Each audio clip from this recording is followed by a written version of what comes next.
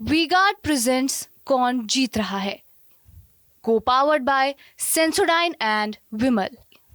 बोलो जुबां केसरी। देखिए, वो तो कानून अपने तरीके से करते हैं। लॉ एंड ऑर्डर की जिम्मेदारी शासन प्रशासन की होती है, उसमें मेरा नहीं। लेकिन कानून तो सबके लिए बराबर होगा ना। कैंडिडेट को पूरा का पूरा लॉ कहता है कि वो अपने बूथ पे एजेंट से पब्लिक से बात कर सकती है।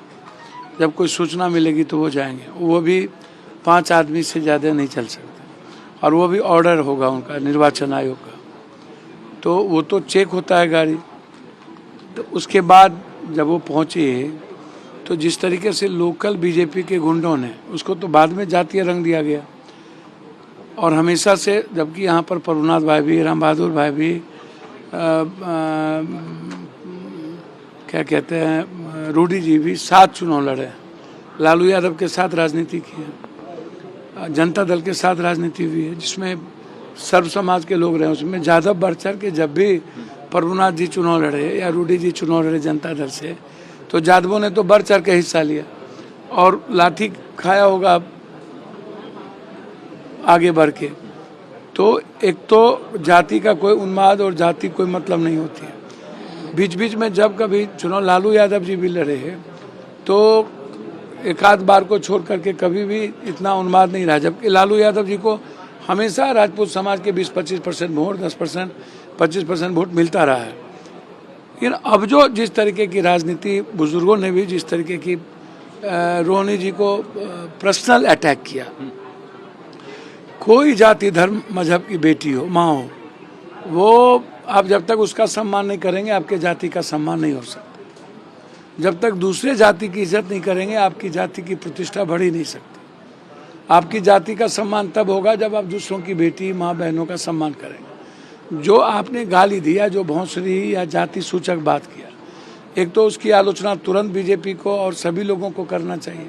खासतौर पर जो अपने को विद्वान कहते हैं, जाहिल नेता, ये जो जाहिलपन उन्होंने दिखाया ये बिल्कुल गलत है। उन्होंने आलोचना न करके उल्टे उन्होंने कह दिया सेल्फ डिफेंस में गोली चलेगी, गोली चलती रहेगी, डरने वाले नहीं हैं। एक तो ये, और दूसरा चीज़, चुनाव में जब हथियार लाइसेंस जब्त हो जाता है तो इन लोगों के पास हथियार कहाँ से आए? तो इसका मतलब है कि प्रोटेक्शन पहले से मिला हुआ है। अच्छा, 1 हथियार 2 हथियार किसी के घर में रहा भी, हम रूडी जी से जानना चाहते हैं कि आपकी माँ बहन बेटियों भी तो है, रोहिणी आपकी भी तो बहन है, भतीजी है, बेटी है। क्या आपको बुरा नहीं लगा जो शब्द का प्रयोग किया गया? कितनी गंदी गंदी बात कही गई है वहां, वो आप उसका अंदाजा नहीं कर सकते। तो बढ़ के बात करनी चाहिए, रोकनी चाहिए। हम लोग तो किसी भी कीमत पर किसी भी समाज और जाति के बेटियों को भगवान की तरफ पूजते हैं और पूजेंगे भी। लेकिन उसके बाद जो घटना घटी दूसरे दिन, और फिर रूडी जी ने जो बात कही, उससे लगता है कि ना तो दिल्ली में इनकी सरकार है ना बिहार में सरकार है। दोनों जगह सरकार कोलैप्स कर गई है। सरकार पर इनको विश्वास नहीं है, तो नहीं है तो सरकार, बिहार सरकार को बर्खास्त कर दीजिए और कानून आप अपने हाथ में लेना चाहते हैं। तो ये जाहिल पर नहीं है।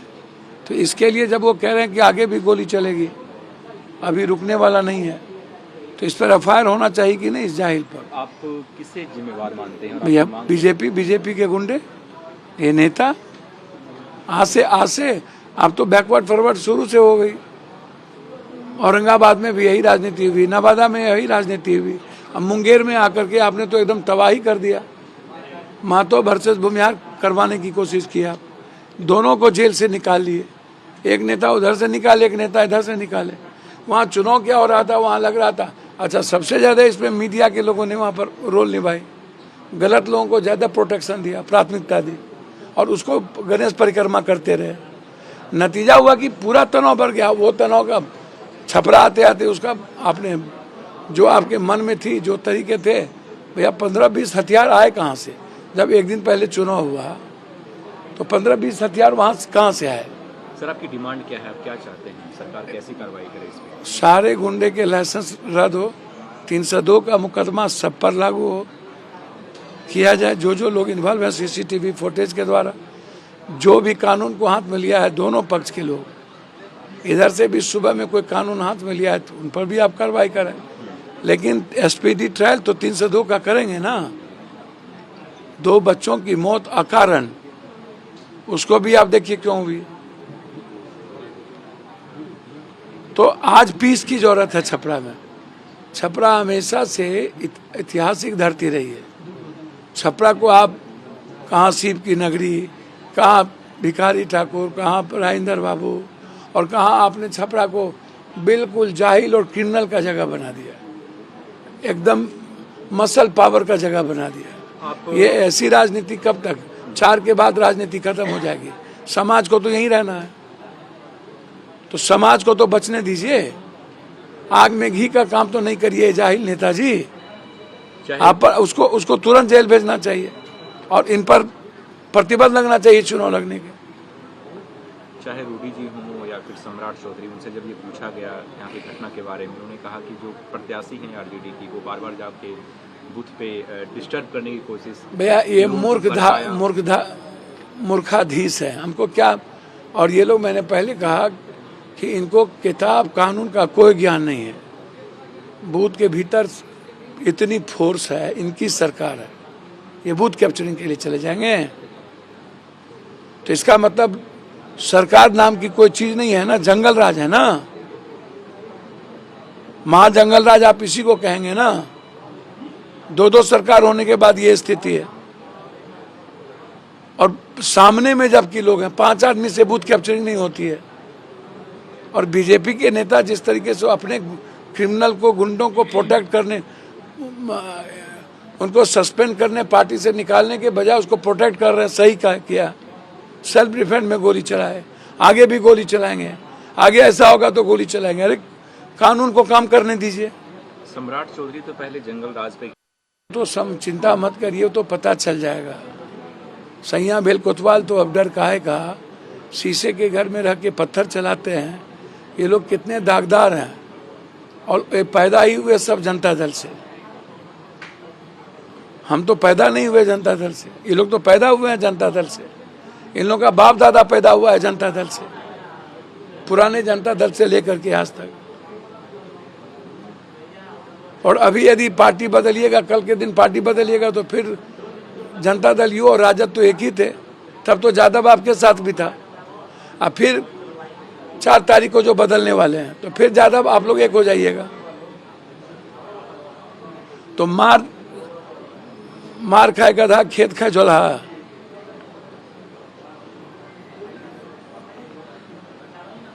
आप हमको बताइए ना कि खेत खाए झोला है, मार खाए गधा, दोनों का जो पहलू है। तो ये जनता तो मर रही है ना, वो डर का वातावरण है ना, जनता के सेंटीमेंट के साथ खेला जा रहा है ना। माँ बेटी का असर तो जनता पर पड़ता है ना। लोग तो सेंटीमेंट में लेते हैं। तो गलती कल के दिन मिल जाइएगा सब। और आम आदमी का क्या हाल होगा? आम आदमी तो फंस गए।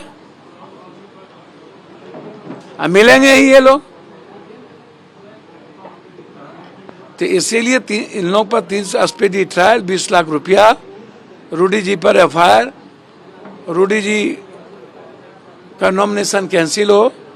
उन्होंने साजिश की है और इंक्वायरी चाहते हैं कि बंदूक राइफल घर में कैसे था चुनाव जब था, और इतने बंदूक राइफल का जमावड़ा एक रात कहाँ से हो गई और पीछे से कहाँ भाग गए।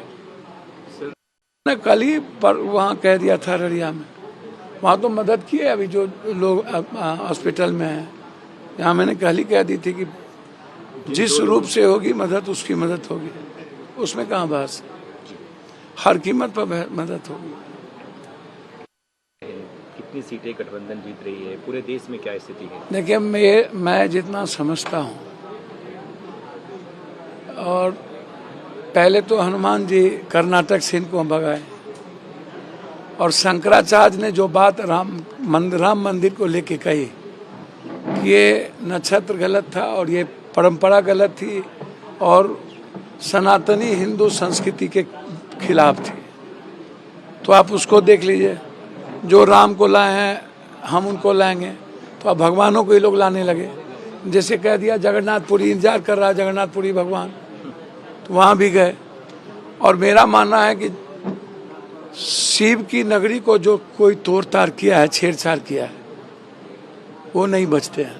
तो एक तो ये धार्मिक कारणों से भी ये नहीं बचेंगे देश में। आप लिख लो इस बात, टेप कर लो मेरी बात, आप देख लेना।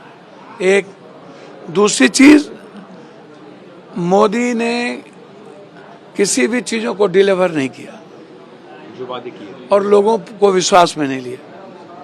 ये हिंदू मुसलमान करते रहे, गाली गलौज करते रहे, अपनी बात नहीं किए, दूसरों की बात ज्यादा की। आपने क्या किया और क्या करेंगे ये आपने डिलीवर नहीं किया। आप राम मंदिर के भरोसे रह गए और लोगों ने उसको रिजेक्ट कर दिया और आस्था से जोड़ लिया। तब आपने शुरू कर दिया गाली गलौज, भैंस गाय कुत्ता बिल्ली जेवर घर, हिंदू मुसलमान। जब लव जिहाद नहीं चली, हिंदू मुसलमान नहीं चला, CAA नहीं चला, कुछ भी नहीं चला, तब ये पर्सनल अटैक करने लगे शहादत पे। साहबजादे तो जनता और यूथ क्या चाहती है? वो चाहती थी, आज जो साउथ के लोग हैं वो ऐसी राजनीति पसंद नहीं करते, तो आपको उन्होंने दरकिनार कर दिया। आप चंद्रबाबू नायडू के भरोसे गए वहां चुनाव लड़ने, आप साउथ में फेल कर गए। आप आए महाराष्ट्र से लेके हरियाणा, आप वो पार्ट फेल कर गए। जब आपने देखा कि कुछ भी नहीं चल रहा है, भैया मोदी जी युवाओं को भी ठगा, युवाओं की जिंदगी के साथ खेला, किसानों को 900 मारा, महिलाओं को नोटबंदी से लेकर उज्ज्वला योजना से लेकर आयुष्मान से लेकर महंगाई से लेकर ओडे टॉयलेट से लेकर के हर चीज़ों में, और 8000 महिलाओं के साथ शोषण बलात्कार इनके गठबंधन के लोगों ने किया। फिर आरक्षण पे आए तो आरक्षण के सबसे बड़े विरोधी आप हैं।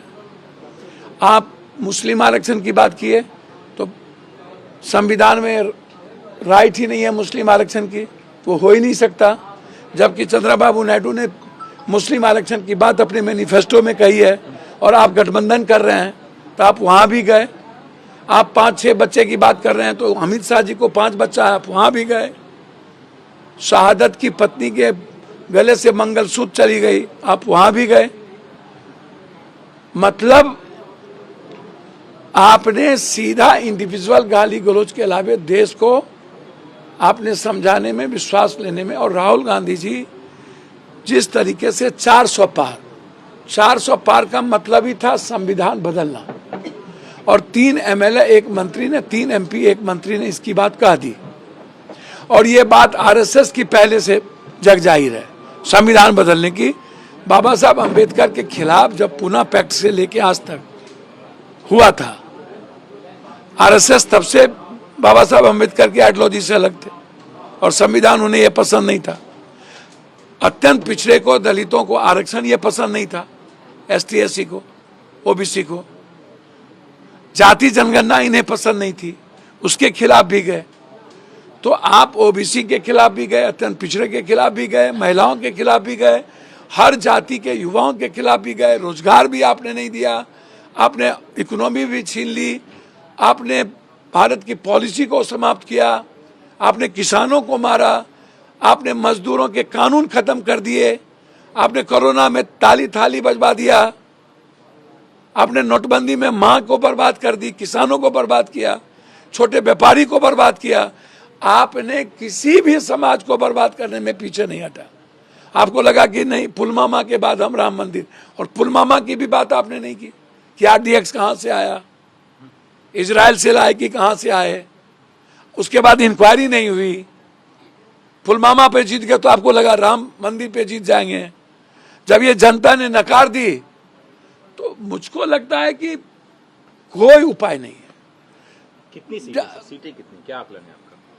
अब मैं कोई ज्योतिषू नहीं है, मेरे पास ईवीएम है नहीं, ईडी सीबीआई है नहीं, ये नरेंद्र मोदी जी के पास है। लेकिन मुझको लगता है कि इस बार वार्डेन नहीं है, ट्रंप नहीं है, वार्डेन है। ठीक, भगवान यदि साथ छोड़ा है तो अमेरिका भी साथ छोड़ेगा। दो, तीसरी चीज मुझे लगता है कि इनके वोटर को लगा जब 400 पार रही हैं तो निकलने की क्या जरूरत है। तो बीजेपी के वोटरों में जिद नहीं था, एग्रेशन नहीं था, और इनके लिए मरने का जज्बा नहीं था जो 19 में था। ये भी आप नैरेटिव देख लीजिए। और इंडिया गठबंधन में क्या हुआ कि ST/SC जो संविधान बचाना चाहते और अपना आरक्षण, वो एक हो गए। उत्तर प्रदेश में जाटव, पासी, अनलो, प्रजापति, राजभर, निषाद, आप वहां चले जाइए उत्तर प्रदेश, आप उठा के देख लीजिए, आपको पता चल जाएगा। अमेठी में 60% ब्राह्मणों ने वोट दिया कांग्रेस को, रायबरेली में 60-70% ब्राह्मणों ने वोट दिया, बाराबंकी की वही स्थिति है। और आप बलिया में सपा ने ब्राह्मण को टिकट दिया जहां पर 1.5-2 लाख ब्राह्मण है, आप जाके पता करो, ये सारे ब्राह्मण वोट दे रहे हैं। तो एक बड़ा चेंज आया। राहुल गांधी जी ने 8,000 रुपया हम देंगे, 400 रुपया प्रत्येक दिन मजदूर को हम काम देंगे, 30 लाख की नौकरी की बात राहुल गांधी ने की। बिहार में क्या हुआ, थोड़ी सी मेरे ख्याल से पैनिक क्या रह गई कि प्रियंका गांधी और राहुल गांधी जी को लाना चाहिए था चुनाव प्रचार में, और उनकी रोड शो की जरूरत थी, क्योंकि आप सामने में 25 का चुनाव नहीं है, ये 24 का चुनाव है। मेरा मानना है फर्स्ट फेज और सेकेंड फेज में हमारी स्ट्रेटेजी कमजोर हुई, बिहार में उसको हम लोगों को शुरू में ही संभलने की जरूरत थी। बिहार में जैसे मैं फिर कहता हूं कि मैं सिवान में किसी भी पक्ष बात में मरते दम तक हमारी भावना, जिन्होंने राष्ट्रीय जनता दल के निर्माण में और से लेके जनता दल से लेके आज तक लालू यादव के साथ परछाई की तरह थे, जिनकी कुर्बानी हुई, जिनको दिल्ली में जबरदस्ती दफन कर दिया गया, संदिग्ध मौत हुई, उन्हें अपनी जमीन तक नसीब नहीं हुआ और उन्हें न्याय नहीं मिली, उसके साथ खड़ा होना चाहिए। मैं इस हर कीमत पे, मेरी चिंता आप छोड़ दीजिए, नहीं लड़ना था मधेपुरा सुपौल, नहीं लड़ना था, पूर्णिया था वो मैटर नहीं है। मैटर है कि उसके बावजूद भी मुझे लगता है कि बीजेपी से ज्यादा सीट इंडिया गठबंधन की बिहार में आएगी। आप कांग्रेस ज्वाइन किए, आपको टिकट, सर एक मिनट सुन लीजिए, आपको टिकट नहीं मिल पाई, आप निर्दलीय लड़े, अगर चुनाव जीतते हैं आप, तो क्या आप इंडिया गठबंधन को समर्थन करेंगे? इसमें कोई बहस है? रायबरेली, अमेठी, सुल्तानपुर, प्रतापगढ़ में हम थे ना, 130 गांव गए ना हम, अभी हम धनबाद में थे ना। कांग्रेस के सिपाही नहीं है, एक जिंदगी का एक खून का कतरा बचेगा ना, एक छोटी सी, तब भी इंसानियत से और समाज से नफरत करने वाले के खिलाफ अकेला पप्पू यादव होगा। सर आप अभी भी कांग्रेस में ही हैं? इसमें कौन बात है? प्रियंका जी, राहुल जी लगातार हम लोग साथ थे, मंच पर हम लोग काम कर रहे थे, उनका ब्लेसिंग था, सब लोगों ने जिद किया। हमारे यहाँ 3 दिन नीतीश कुमार कैंप किए, PM 2 बार आए, एक बार पूर्णिया आया, जिस दिन मेरी वोटिंग थी उस दिन अररिया मेरे पूर्णिया बॉर्डर पर आ गए 3 हेलीकॉप्टर लेके, वहां जाके फालतू बका उन्होंने। फिर और लोग भी वहां 4 दिन कैंप कर गए 60 MLA लेके। तो मैं क्या बोलूं, मैं तो बड़ा विचित्र था मेरी स्थिति। 60 MLA समझते हैं, 4 दिन। ठीक है सर, ठीक। राहुल गांधी ने आज कहा कि अग्निवीर के मुद्दे पे उन्होंने कहा कि जो केंद्रीय सरकार है, मोदी जी ने बोला, एकदम सही बोला। 4 साल में 3 साल, क्या है 3 साल? शादी हुई नहीं है, लौट के आए, शादी खत्म, और उसके बाद मजदूरी करें, पति पत्नी के बीच झगड़ा होगा। आपने सेना का हमेशा इस्तेमाल करते हो, पुलवामा में भी आप राजनीतिकरण किए, और जब जब चुनाव आता है तब तब आप पीओ की याद करने लगते हो। हर चीज में सेना, हर चीज में सेंटिमेंट।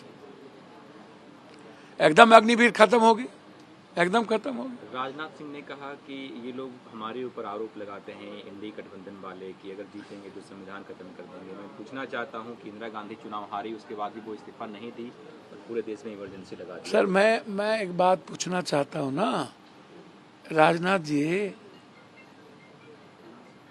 संविधान की बात करिए ना। जो बात आप कह रहे हैं, तो सुप्रीम कोर्ट में आरक्षण के खिलाफ तो आप ही गए ना। स्टालिन जब 78%, 79% आरक्षण दिया तब भी आप गए। प्रमोशन के खिलाफ भी आप थे, जाति जनगणना के खिलाफ भी आप थे, और आप ही के एमपी संविधान खत्म करने की बात कर रहे हैं ना। आपके मंत्री भी नई बात बोले हैं। इंदिरा जी ने क्या किया? हमेशा इंदिरा जी की शहादत को गाली, राजीव जी को गाली, नेहरू जी को गाली। आप 16 साल रहे देश में, आपने क्या किया इस पर आप चर्चा ही नहीं करते हो। युवाओं के लिए क्या किया? IIM आप नहीं लाए, IIT नहीं लाए, नवोदय नहीं लाए, कस्तूरबा नहीं लाए, मेडिकल नहीं लाए, आप एक फैक्ट्री नहीं लाए। आप अभी 20,000 करोड़ की फैक्ट्री वियतनाम चली गई, यूरोप की, हमारे यहाँ नहीं लगी। ऑटोमोबाइल टोटल बर्बाद हो गया। 476 की 86 लगभग फैक्ट्री बाहर चली गई, बंद हो गई भारत की। आप 4 बार मोतिहारी आए, बोले हम चीनी का मिल शुरू करेंगे, माफिया ने बेच दिया। आप कोई एक वादे पर बात करिए ना। राजनाथ जी, आप आरक्षण के खिलाफ गए ना सुप्रीम कोर्ट। आरक्षण का जो प्रावधान लाया गया, स्टालिन के बाद बिहार आई, जाति जनगणना का प्रावधान लाया गया, आपको वो भी पसंद नहीं है। जो समाज के अंतिम लोगों को कैसे उठाया जाए, इसमें किसी जाति को गाली गलौज तो है नहीं। ठीक है सर। पीएम मोदी ने कहा कि यूपी में, जिसको लेकर के पीएम मोदी ने कहा कि ये लोग दिन में सपने देख रहे हैं, जनता इनके सपनों को 4 दिन मतलब बाद में ये ईवीएम को ब्लेम करेंगे। 400 पार, 300 पार, ये भूल क्यों गए? और गोदी मीडिया अब क्यों इनको 272 से दूर दिखा रही है? क्यों कह रही है कि बीजेपी के लिए दूर हो रहा है? CS वोटर से लेके CS से लेके सभी लोग। और अब ये 400 पार की बात क्यों नहीं करते हैं? 300 पार की बात क्यों नहीं करते हैं? बैकफायर हो गई। राम मंदिर की बात क्यों नहीं करते? बैकफायर हो गया। आरक्षण की बात क्यों नहीं करते हैं? आप बताइए ना। तो पहले तो सपना, दिवा सपना 400 पार यही देख रहे थे, जबकि पूरे देश में ये सबसे ऊपर थे। अब इससे ज्यादा ऊपर तो आप रहिएगा नहीं। हम कम ही जीतेंगे तब भी 10, 12, 15 जीत जाएंगे। तो हम 12 आ गए ना आगे, हम 39 आप जीते, 1 हम जीते। यदि हम 12 जीते तो आपसे हम 11 आगे आए ना। यदि हम 35 से जीते, 40 से जीते यूपी में, तो 24 आपसे आगे आ गए ना। महाराष्ट्र में 24 ही जीते, कर्नाटक में हम 13 ही जीते, हम तो थे नहीं। राजस्थान में हम 9 ही जीते, हम तो थे नहीं। हिमाचल में 1 ही जीते या 2 ही जीते, हम तो थे नहीं। तो आप कहां? वी-गार्ड प्रेजेंट्स कौन जीत रहा है, को पावर्ड बाय सेंसोडाइन एंड विमल। बोलो जुबां केसरी।